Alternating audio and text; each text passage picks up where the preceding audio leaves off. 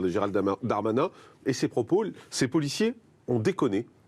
C'est étonnant d'entendre parler quand un ministre de l'Intérieur comme ça. Ils ont déconné. Il est dans une situation effectivement où les mots devraient être effectivement ceux d'aller vers la victime, d'aller vers une compassion, d'aller vers les questions que vous vous posez sur la police. Maintenant, il ne peut pas aller trop loin non plus parce qu'il est le dépositaire de cette autorité qui est effectivement celle qui est contestée. Dans un contexte, encore une fois, où vous avez tous raison.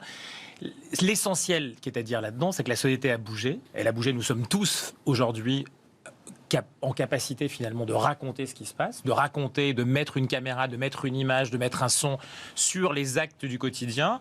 Et c'est quelque chose qui n'a pas été pris en compte, notamment dans la manière de fonctionner de la police. Et ce que vous dites est très vrai, la police aussi recrute dans des conditions aujourd'hui et vit dans des conditions qui ne sont plus adaptées au contexte de conflictualité qui existe dans la société française. Ça n'est pas aujourd'hui, ils ne sont ni équipés, ni formés, ni finalement rémunérés pour être dans ces conditions. Mais est-ce que la réaction de Gérald Darmanin est à la hauteur quand il dit ils ont déconné? La réaction, il est effectivement lui aussi, même pas dans la température du malade, il commande finalement comme un fait divers, et ce fait divers pour lui est du niveau de la déconnade, pour le dire comme ça. Aujourd'hui, ça démontre bien que la difficulté se situe aussi au niveau politique, dans la prise en compte réelle de ces frictions aujourd'hui qui sont très fortes. On a dit effectivement que les policiers à un moment donné subissaient dans certaines zones du territoire des agressions permanentes, que parfois ils ne pouvaient pas y aller. On a eu ces mêmes euphémismes. C'est-à-dire qu'on est dans l'euphémisme, dans l'incapacité de dire avec les mots ce qui est en train de se passer. Vous avez raison, quand il faut dire les choses, il ne faut pas le déni, mais dans toutes les situations, et dans la politique aujourd'hui, on est dans cette difficulté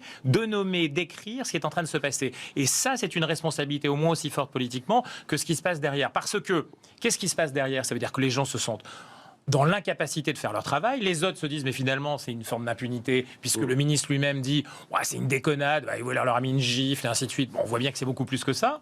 Et donc, nommer, aujourd'hui, c'est un enjeu majeur de la communication politique. Mais c'est pas de la communication, c'est faire de la politique. Mais même le mot, excusez-moi, mais même le mot déconner, dans la bouche d'un ministre de l'Intérieur, moi je crois que j'avais jamais entendu ça. Parce qu'il y a une perte finalement aujourd'hui de la capacité, encore une fois, de se relier au réel. À la volonté, si vous voulez, la volonté finalement d'en parler comme on en parlerait autour d'un café, ça n'est pas acceptable. Et d'aller plus loin, c'est-à-dire que je pense qu'il y a une forme de déni aussi qui est en train de se passer. Dans les deux sens, encore une fois. Le même euphémisme. Ce qui est assez compliqué, c'est que Darmanin, il est ferme hier, il dit si c'est avéré, ils seront révoqués de la police, et en même temps il dit ils ont déconné. Ben justement, ça veut dire qu'on est dans l'ambiguïté. Il y a deux points. Ouais, exactement. Voilà. Et on peut pas être dans, si vous voulez, dans quelque chose qui s'oppose comme ça dans la même phrase. Ça n'existe pas et ça rend difficile la capacité. Maurice Signolet, policier. Oui,